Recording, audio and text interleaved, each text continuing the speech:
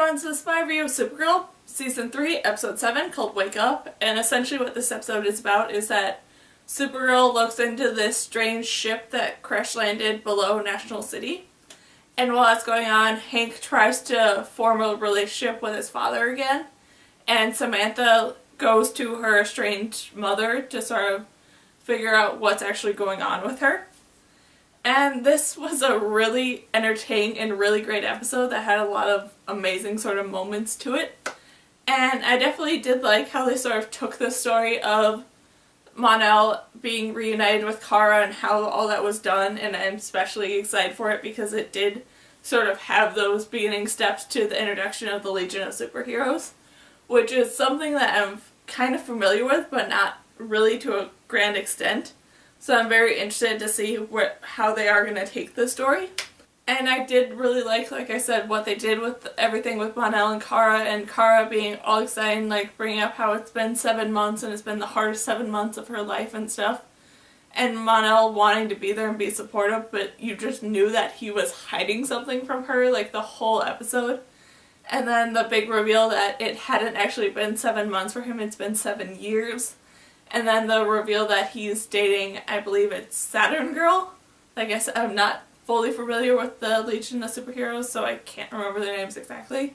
But by the symbol and stuff, I think she's Saturn Girl. So that's interesting to see how all that worked out, how all that interconnected to eventually fit together.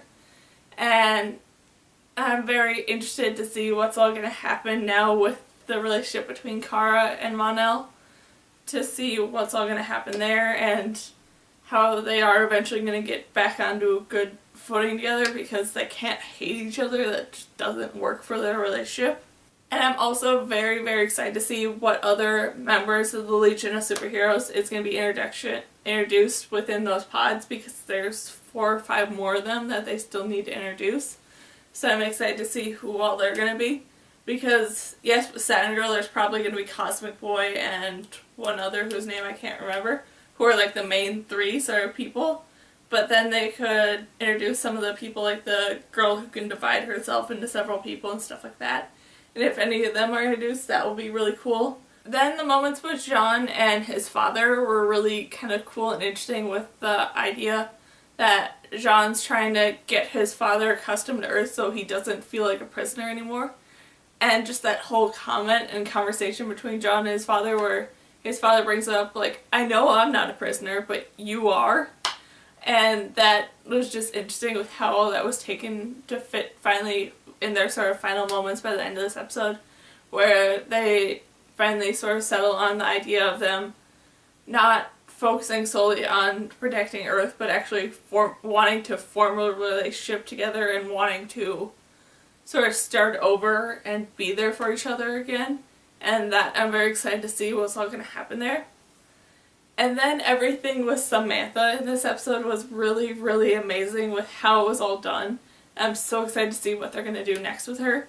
With them having the moment of her estranged sort of adoptive mother finally sharing with her the whole part of her being an alien, and the adoptive mother sort of bringing up how she was originally going to tell Samantha when she turned 18, but then Samantha got pregnant with Ruby and ran away and all this different stuff, so that just never really happened.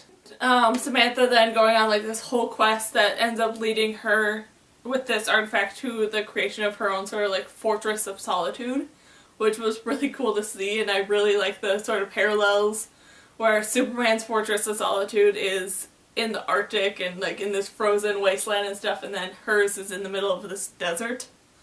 And just that whole sort of final scene of her sort of discovering more and more that she is from Krypton and that she is like this Earth killer and stuff like that, and her just not wanting to be that, but then the comment coming up that she has no choice, and her sort of gaining all her memories and knowledge and all this different stuff back.